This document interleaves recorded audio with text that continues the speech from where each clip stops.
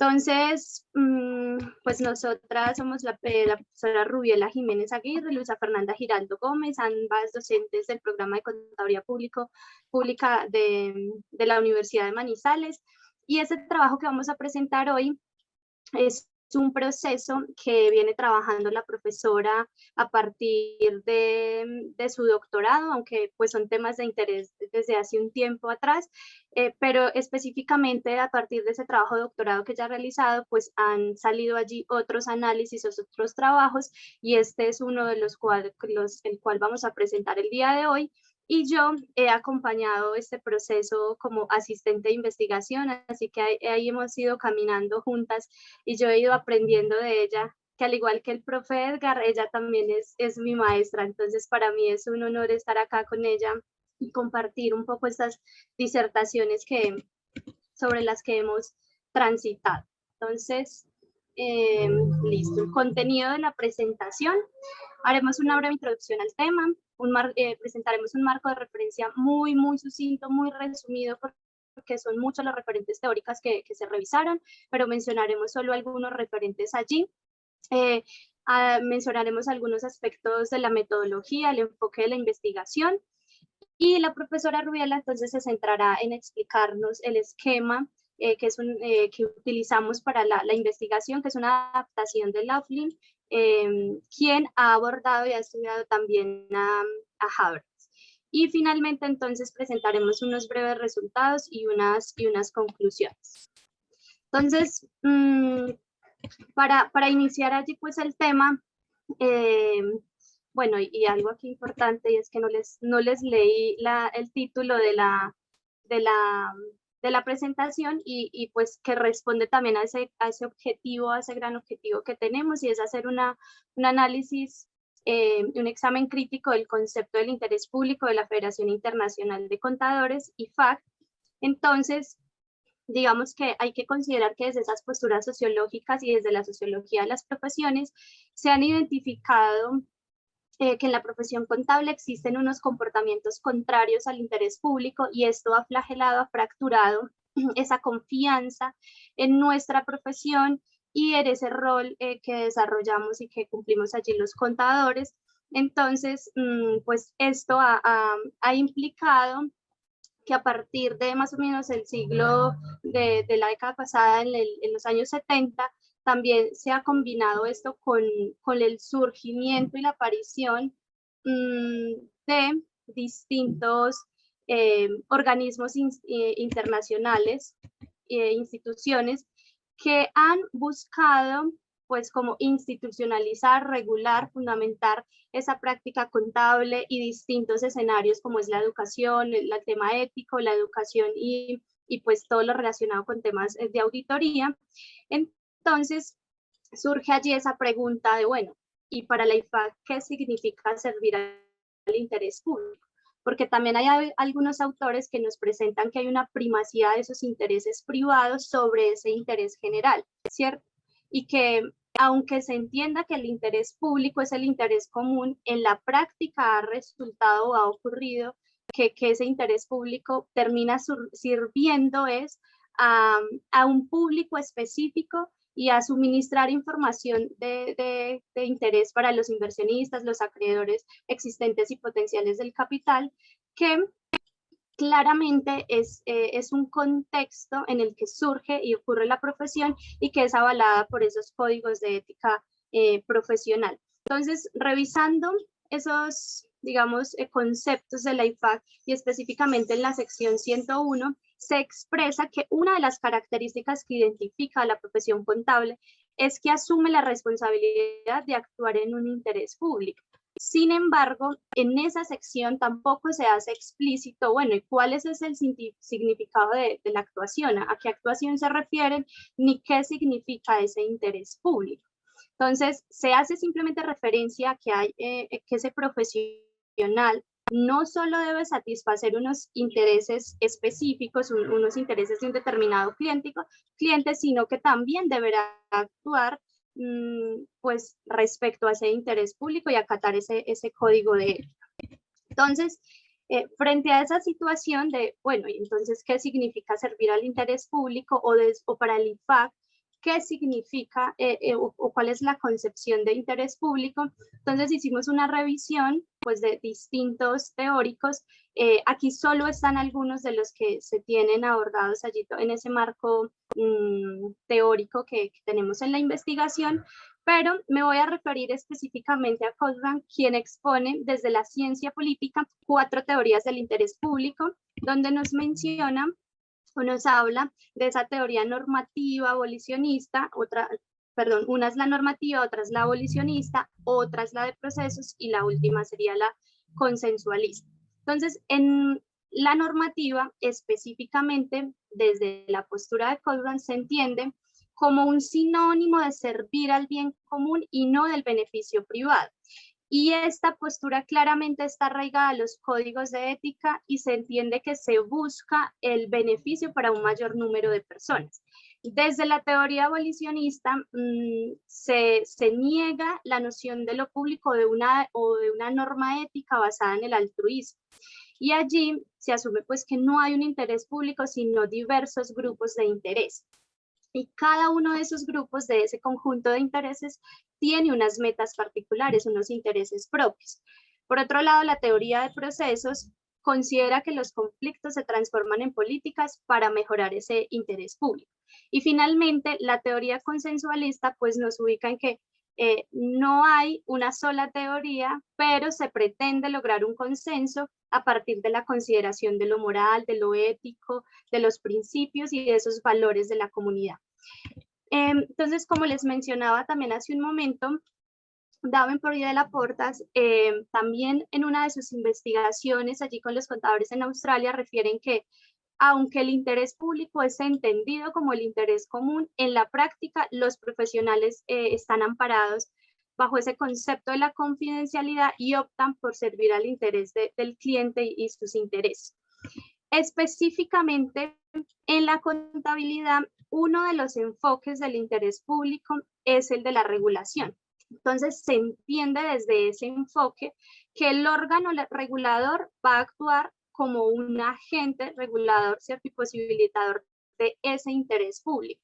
Sin embargo, pues hay varios cuestionamientos, porque esto se asume como una mirada funcionalista desde esa corriente funcionalista, y hay varios cuestionamientos frente a esta postura, porque pues se plantea, por ejemplo, plantea que este modelo de regulación ha fracasado en determinadas ocasiones y no ha alcanzado justamente esos resultados del interés público que se proponían, y esto también a raíz de distintos escándalos que han surgido en la profesión y que claramente afectan y ponen en tela de juicio esa visión del interés público y de la confianza.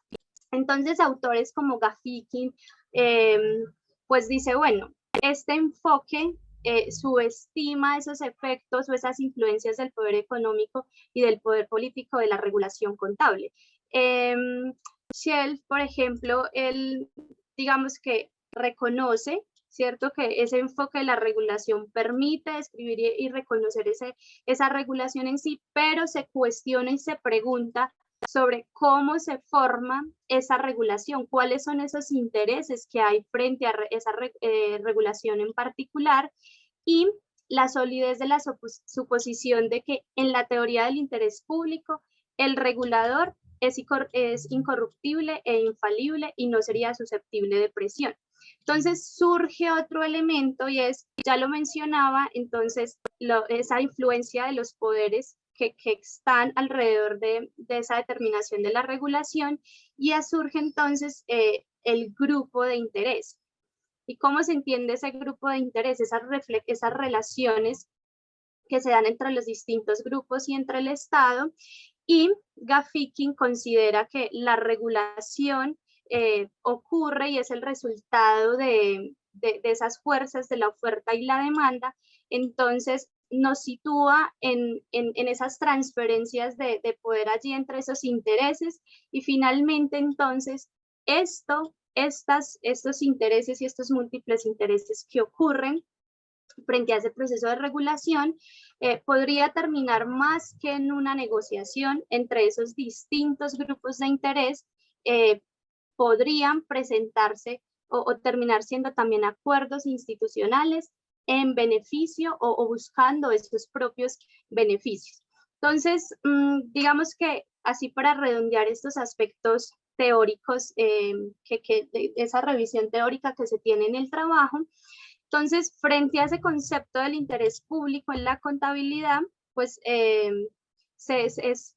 encontramos allí que básicamente ese concepto de interés público está mediado por los códigos de ética profesionales, por los usuarios de la información financiera, por ese grupo de interesados en esa información, esa rendición de cuentas y la práctica que da cuenta en su mayoría de asuntos financieros de las organizaciones. Entonces, esos son como unos de los referentes que se tienen allí. Y ya como para aclarar hay algunos aspectos frente a esa metodología que se utilizó en el trabajo, entonces el trabajo tiene un enfoque cualitativo en una perspectiva crítico-interpretativa, la que buscamos construir un esquema de interpretación de la IFAC, teniendo en cuenta esos elementos que nos presenta Laughlin, desde esquemas, arquetipos y subsistemas, y se entiende el esquema de interpretación como una representación cognitiva que determina la experiencia del sujeto en el mundo. ¿Qué instrumentos utilizamos? Hicimos una observación documental, allí revisamos artículos de revisión, de investigación, de reflexión, también pronunciamientos y documentos institucionales que nos permitieran entonces leer y comprender esas categorías definidas en el trabajo, que son ese códigos de ética, teorías del interés público, entonces debíamos reconocer esa estructura del IFAC, la declaración que hacen los miembros de la IFAC, cuáles son esos objetivos de los consejos pertenecientes a la federación, y también entonces reconocer allí ese grupo de interés.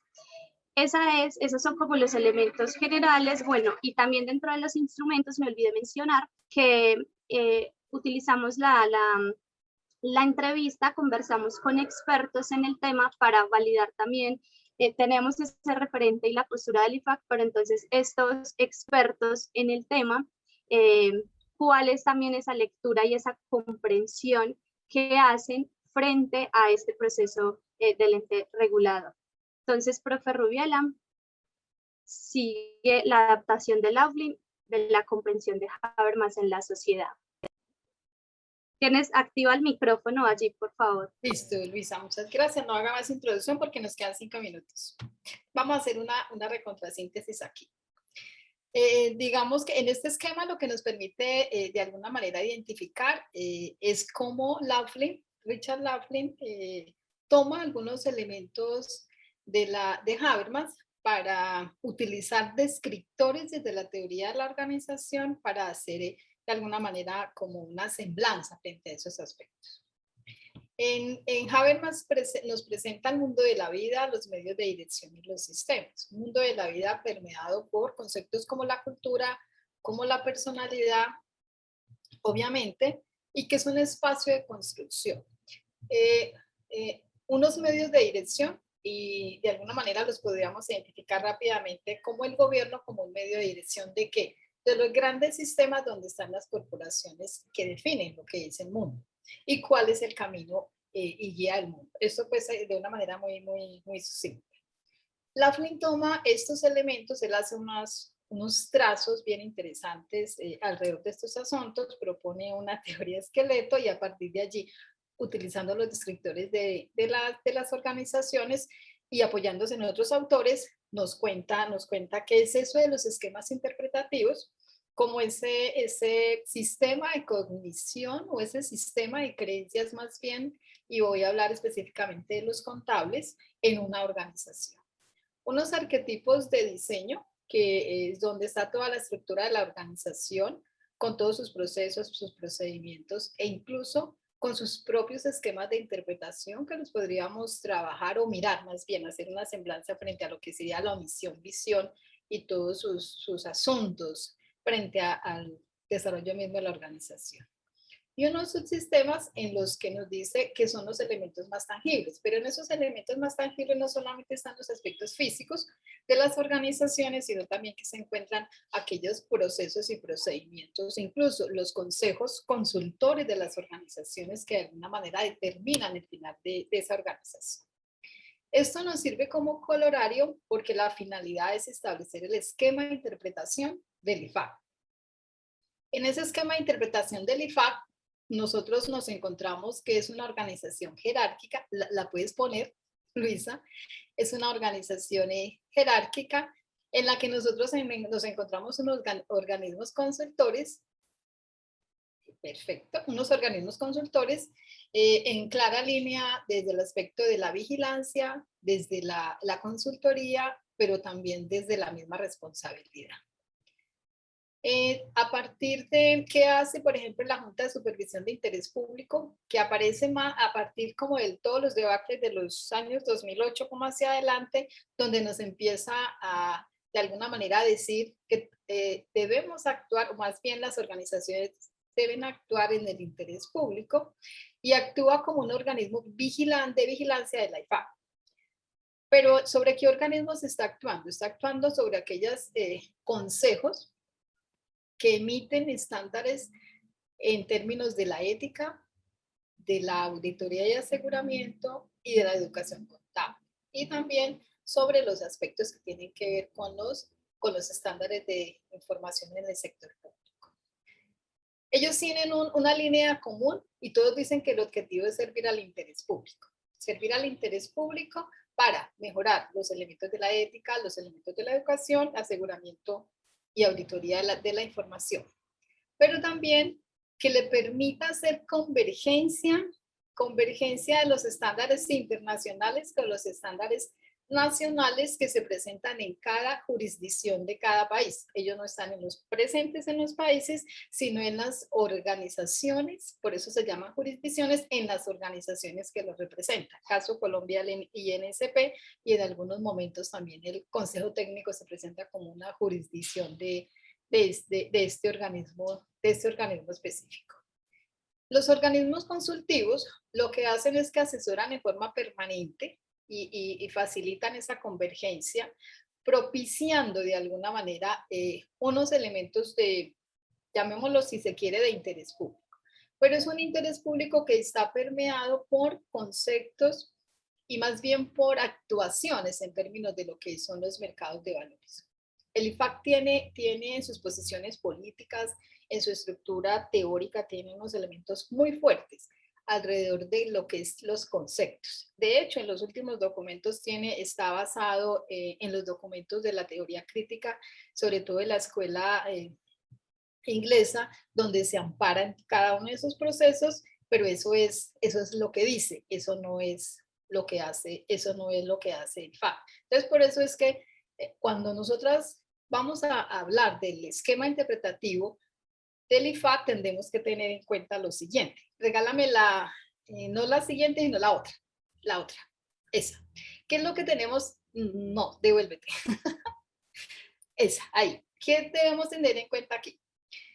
Resulta que en el rastreo de todas las organizaciones hay que tener en cuenta un asunto y es cómo se estaban configurando las organizaciones antes de los años 60, entre los años que sería lo que vamos a llamar aquí la asociación profesional enfoque tradicional, el enfoque estrella que va de los años 60 a los años 70, esto para poner un límite, y una red global profesional que va a partir de los años 70. ¿Por qué habría que este límite nos sirve como referente? Porque a partir de los años 70, de alguna manera aparece, bueno, está en el origen lo que nosotros conocemos como IFAC o la Federación Internacional de Contadores Públicos, que dentro de sus organismos y de sus sistemas, de alguna manera de organización y dirección, se encuentran organismos como la ONU, como el Fondo Monetario Internacional, como la OCDE y obviamente como el IASB. Entonces, esto nos sirve para identificar a grosso modo qué es eso o cómo se llega a ese concepto del esquema de interpretación del IFAC. Me devuelves a la otra.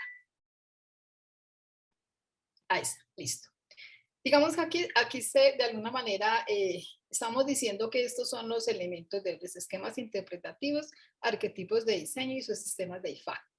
Un esquema interpretativo que en últimas está apalancado en un predominio de interés público para el beneficio del mercado de valores, gestión financiera y desarrollo del servicio al cliente. ¿Apalancado en qué? Apalancado en todos los organismos consultores, desde la ética, desde la auditoría, desde aspectos públicos, privados, pero también desde lo que tiene que ver todo con el asunto de la educación contable. Es decir, el sistema de creencias, ese sistema cognitivo va dirigido a ese proceso. Y de alguna manera es fácil identificarlo porque en IFA, en la posición política la posición política 5 del año 2012, expresa que el interés público es el beneficio neto obtenido y el rigor de los procedimientos en función de la sociedad general. Obviamente que ahí no es claro porque no se explica cuáles son los beneficios. Trabajo que se hizo un poco más adelante, pero que en este momento nos sirve como referente para explicar esos asuntos. Un arquetipo de diseño que está, digamos, apalancado en las organizaciones globales, que es un esquema corporativo del dominio del mercado profesional, ¿sí? Entonces, digamos que ese arquetipo de diseño con todos sus elementos, con toda su estructura, con toda su misión, su visión y sus esquemas de interpretación, está apalancado en ese proceso o en esos referentes del mercado de valores tradicional. Y uno de esos sistemas que de alguna manera pues, tienen que ver con los altos niveles de los miembros. En esos sistemas se encuentran todos los organismos internacionales, el IOSCO, bueno, todas las bolsas de valores, están todos los organismos, aquellos que nosotros hemos identificado a nivel mundial que tienen que ver con estos asuntos. Esto, digamos que cómo llegamos a estos asuntos. A estos asuntos llegamos teniendo en cuenta un referente general que tiene que ver con el asunto del interés público. Es decir, a partir del trabajo documental, pero también aplicando la metodología del análisis crítico del discurso, se llegan a los siguientes, digamos que a esos siguientes referentes. Incluso podríamos haber empezado por el final, por esas dos últimas dibujitos que se presentan, donde identificamos cuáles son los tres elementos del interés público para poder llegar a este esquema de interpretación, a este arquetipo de diseño, a este subsistema. Me regala la siguiente, esta. Digamos que en este consenso, llegamos a este consenso donde tenemos unos elementos centrales. Un consenso en la concepción de interés público, el ámbito de los sujetos, unas creencias y valores de interés público. ¿Cuáles son esas grandes categorías o elementos categoriales que nos van a centrar y cuáles son las creencias sobre la práctica contable? Regálame la última. Digamos que aquí tenemos que tener en cuenta algo, y es que dependiendo de la creencia que cada uno de nosotros los contadores tenemos de la contabilidad, vamos a interactuar y vamos a visualizar o a representar la contabilidad. Y de alguna manera esa también es una posición. Si la creencia de los contadores es que la contabilidad responde a los intereses privados, que solamente tiene que ver con las prácticas contables, pues esa creencia lo va a llevar a apalancar y a decir esto, los elementos que presentan los organismos internacionales son perfectos, son coherentes y está bien. Pero cuando nosotros o cuando el contable está de alguna manera mirando la contabilidad en el contexto que opera, esa concepción tiene que ver y de alguna manera remitimos y estamos de acuerdo en que los conceptos financieros y económicos son importantes dentro de las organizaciones y dentro de una sociedad, de acuerdo a todos sus sistemas institucionalizados, pero que también la contabilidad puede dar cuenta de elementos sociales, políticos, culturales, ambientales, entre otros. A partir de esos tres elementos del consenso, ese consenso de lo que es el interés público en la contabilidad, ese ámbito, ese sujeto, ¿cierto? Ese sujeto que se circunscribe en sus creencias y los valores para el bienestar de la sociedad, desde esa postura política, pero entendiendo la contabilidad como una práctica social, con elementos de la confianza, la ética en su actuación profesional. Casi que diríamos que ese consenso de interés público tiene que ver con esa concepción antes de los años 60 de lo que eran las grandes asociaciones contables en el mundo. Además porque eran interdisciplinarias, los contadores, los abogados, los economistas, los administradores en un momento dado que prestaban, llamémoslo así, servicio a las grandes corporaciones, pero que tenían un centro desde la ética, desde la honestidad, incluso su proyecto de vida tenía que ver, era con el desarrollo de la organización y de la sociedad, no tanto centrado en sus intereses.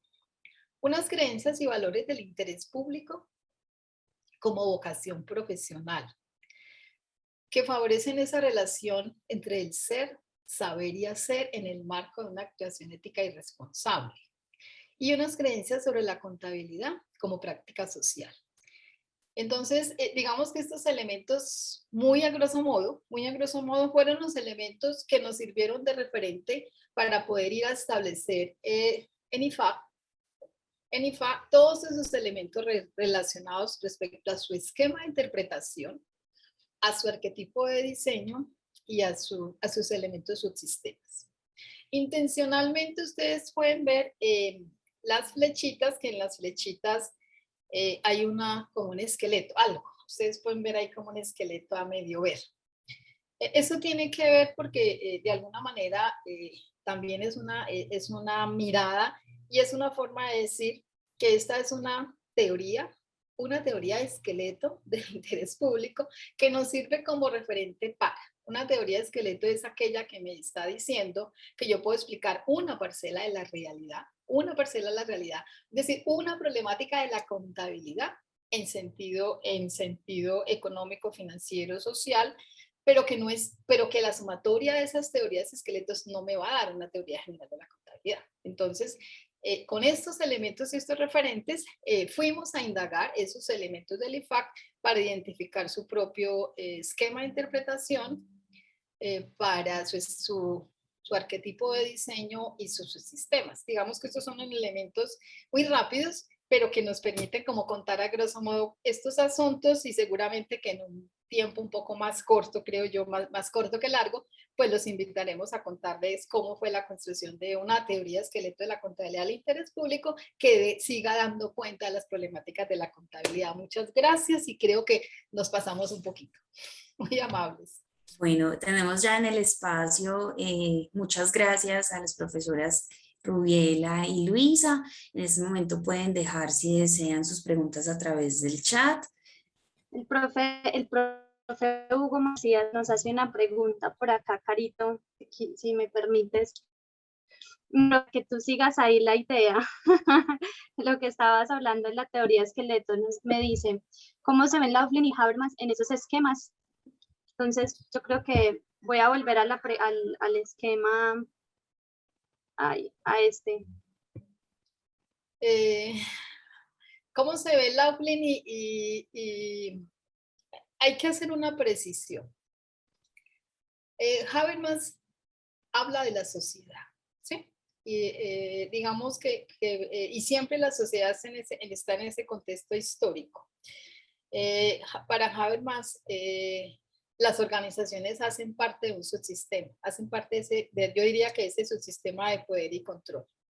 Para Laughlin, lo que hace es un recorte, llamémoslo así, un recorte de esos elementos que nos plantea Habermas para adaptarlo a las organizaciones. Entonces, cuando hablamos de desafiar el status quo, lo estamos hablando desde las organizaciones. Obviamente que la organización tiene impacto en la sociedad, pero Habermas jamás, es decir, él toma unos elementos de Habermas. De hecho, para desarrollar todo el arsenal metodológico hay que trabajar un poco a Habermas desde la teoría del discurso para poder establecer aquellos elementos para poder establecer o pasar más bien de la cuasi ignorancia a la resolución de los teoremas críticos. Una vez pasada esta etapa, habría que pasar a la etapa de la ilustración y finalmente pues a la etapa de la selección de las estrategias. pero adicionalmente eso como método, como metodología, pues también está todo el proceso de las discusiones teoréticas o el discurso teórico radicalizado, luego tenemos ese discurso terapéutico y finalmente pues se puede llegar a un consenso. Utilizando de alguna manera como todo este arsenal metodológico, por así decirlo, pues llegamos como, o se pudo llegar a esos elementos de una teoría de esqueleto en contabilidad, pero no podemos, y porque seguramente el profe Edgar está por aquí, no podemos decir que esta es una adaptación de la teoría habermasiana en la sociedad, ¿no? Laughlin la toma y la denomina la teoría esqueleto en la contabilidad, donde él establece unos elementos bien importantes porque él intenta desafiar un poco, no trabajar con una teoría positiva de la contabilidad, sino que dice, de esos elementos teoréticos podemos hacer ese análisis crítico para establecer esos referentes que necesitamos para desafiar el status quo en las organizaciones. Debemos tener en cuenta que hay un arsenal estadístico que podrá servirnos para hacer unos como referentes, pero que es el sujeto en las organizaciones, ¿sí? Es el sujeto en las organizaciones al que le podemos, casi que utilizando el análisis terapéutico, todo ese trabajo terapéutico, pero en un consenso con él, en un hablar con él, en unos acuerdos mínimos, podemos llegar a moverle un poco su esquema de interpretación para poder lograr en un momento dado voy a llamarlo un desafío al status quo, o si se quiere, lo podemos movilizar para producir un cambio en las organizaciones. Pero estoy hablando siempre en las organizaciones. Entonces, una teoría de esqueleto es explicar una parcela de la realidad en un momento dado. No sé si quieres que te amplíe otros elementos. Muchas gracias por la pregunta.